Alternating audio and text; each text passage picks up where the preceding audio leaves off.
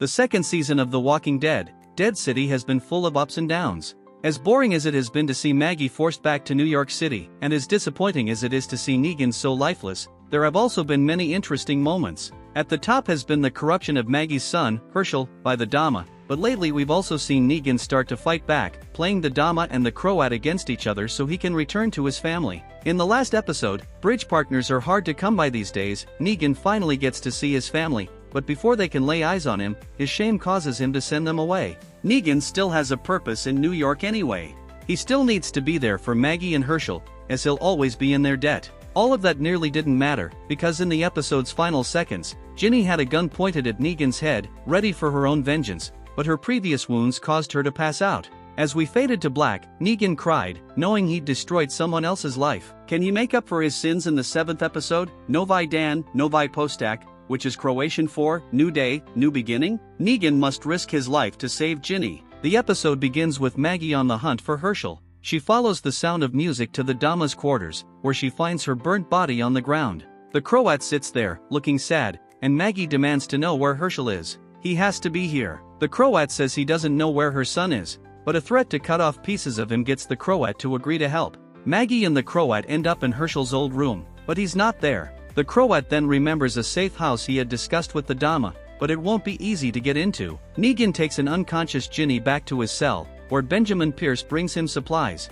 A sullen Negan says he's sending Ginny home as soon as she's better. He then opens up to Pierce about taking care of his first wife, Lucille, when she was dying of cancer. He says that he failed Lucille, but he got a second chance with his second wife, Annie, and her son. He admits that he failed them, too. Now here's Ginny, and Negan doesn't understand why God keeps giving him second chances. Wondering where Pierce got medical supplies, he goes to the church sanctuary, hoping someone will have medicine. One man tells a story about a hospital nurse who was storing medicine in a third-floor operating room at Bellevue as the outbreak started.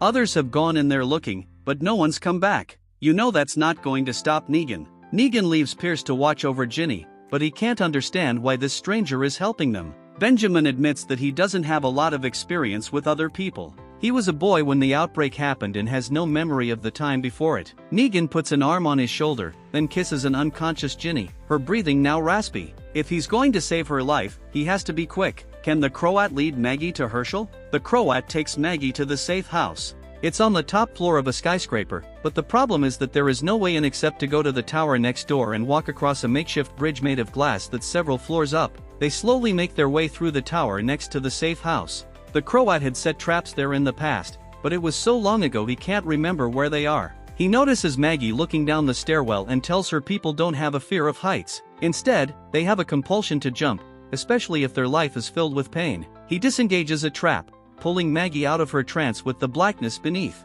Negan makes it to the 3rd floor of the hospital, where he must hide from a small group of walkers, but then he comes across a small boy who is undead.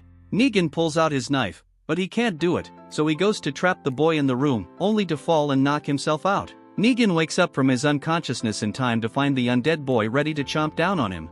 Bleeding from the back of his head, he staggers off. Maggie is exhausted and near collapse as she follows the Croat through a maze of office cubicles. For a moment, she loses her guide and has to fight off some walkers alone, but as the Croat comes back, she collapses. Maggie wakes up in a meeting room with the Croat sitting at a table in front of her. She pulls out a knife, but that's not necessary. He means her no harm. The Croat talks about how his mother believed in him, just like Maggie believes in and protects Hershel. She opens up about her mother dying when she was young, sending her dad into a depression. Maggie's greatest threat is alive and well. A chilling scene has Negan walking into a room filled with child walkers, but they're catatonic and can't see him. He quietly makes his way through them, like they're landmines, to the operating room. The walls are ripped apart where others have looked for the medicine. Negan starts smashing through the operating room walls, too, but there's nothing there. He's ready to give up, but then he notices someone human and masked watching him from the ceiling tiles.